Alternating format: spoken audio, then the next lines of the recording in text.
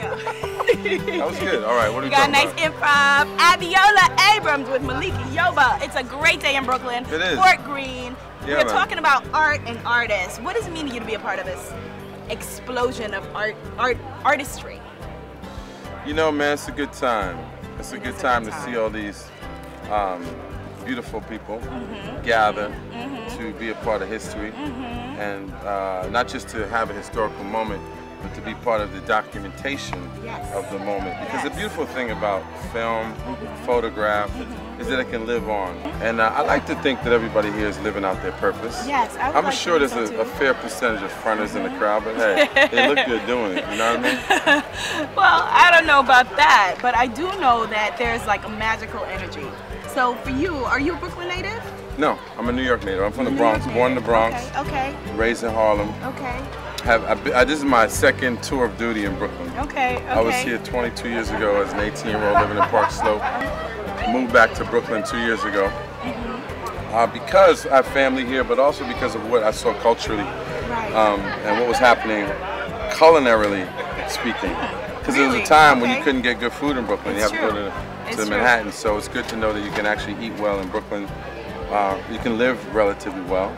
If I don't have to leave Brooklyn, I don't leave Brooklyn. I make a lot of people come to Brooklyn actually to meet me at places like Havana Outpost or Olea, by choice, Dakar, you know, places in Brooklyn to just, you know, eat good food and have a meeting. You define yourself as an artist, Malik. You're an actor, you're a writer. I produce, I direct. You direct, okay. I wrote a couple of books. You were singing a little bit? I do sing. Okay, all right. Does it define me as an artist?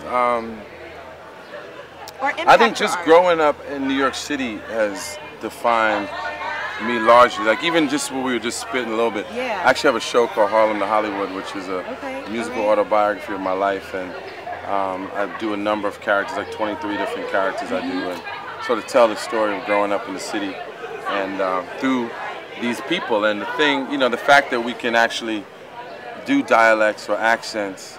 I don't know, you speak other languages? I'm a native New Yorker. Right. I speak 20 different dialects of English. Right. I love that. You know what I'm saying? So those are my other languages. I love that. But you know, growing up in the city, just paying attention, I realized that if we pay more attention to other people, then we realize we have more in common than we like to admit. Yes. And that's really a sort of theme in the show, you know, because you know, I do this old Jewish woman, I do like... Let's hear a little bit of the old Jewish woman. Can we talk? Okay. Can we talk? All right. I mean, I want to talk to you. I mean, I know from bagels. I know from bagels. Okay. But no, it's just, you know, we pay attention to other people and realize that there's more commonality than a lot of people like to admit. So in terms of how it impacts my art, it's always good to land back in Planet Brooklyn. You know, I travel a lot. I came back home last Saturday after working pretty extensively around the world for the last 9-10 months.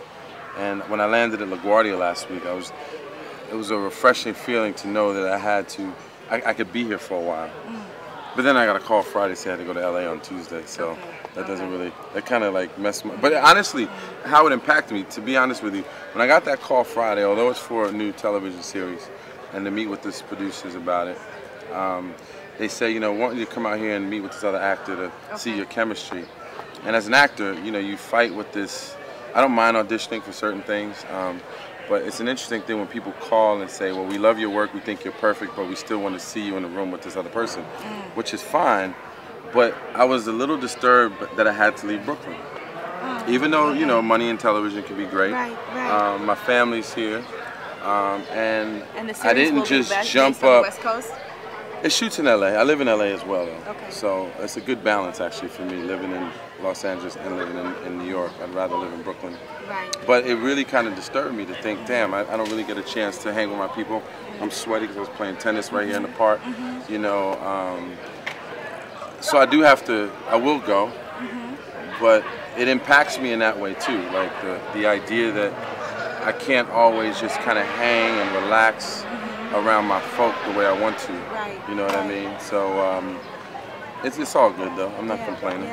And as we wrap up, like what was really great too is that I thought that there was a nice mix from emerging artists, like people who are just getting started, to, you know, veteran artists, to people like, you know, Danny Simmons, who, like, Danny helped me get started, like basically, and so many other people, you know, that he's opened his doors, literally.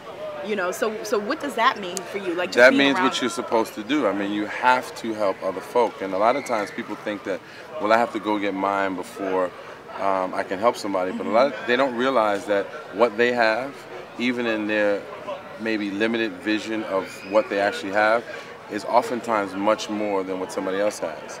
And sometimes all you can just give a word, you can give a moment to inspire a person, or literally like Danny, open your door and say, come into my gallery and and express yourself, or put something up so other people can see it.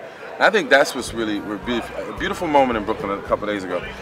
A woman gets hit on a bike on Green and Carlton, and in that instant, I was driving behind the car that hit her. I jumped out. People came out the park. God. People came from across the street. In an instant, about 10 people came to this woman's assistance. And there was a piece done on Today's Show a couple weeks ago about an old man that got hit. I think it was somewhere in Connecticut. This old man, 74 years old, got hit by a car. They did a time lapse on the screen, and about a minute and a half went by before people came to help him. Wow. And he was laying in the streets. Cars went around him. Cars went by in both directions. People stood around, talked on their cell phones, and no one helped him. And I was on a bike in the gym. I was actually in LA when I saw this, and I said, you know, where is that? A friend of mine told me yesterday it was in Connecticut. And so it's one of those moments that Brooklyn has had a rep for people maybe not giving love like that. Right. But I was very, very proud of the community I live in to see that people were willing to come to the aid of a stranger, you know, in a moment of need. And so I think that we as New Yorkers get a bum rap where that's concerned. Like, we are very community based here. Yeah. Yep. You know, so particularly Brooklyn. Well, thank you, Malik. Thank you so much. Great day in Brooklyn.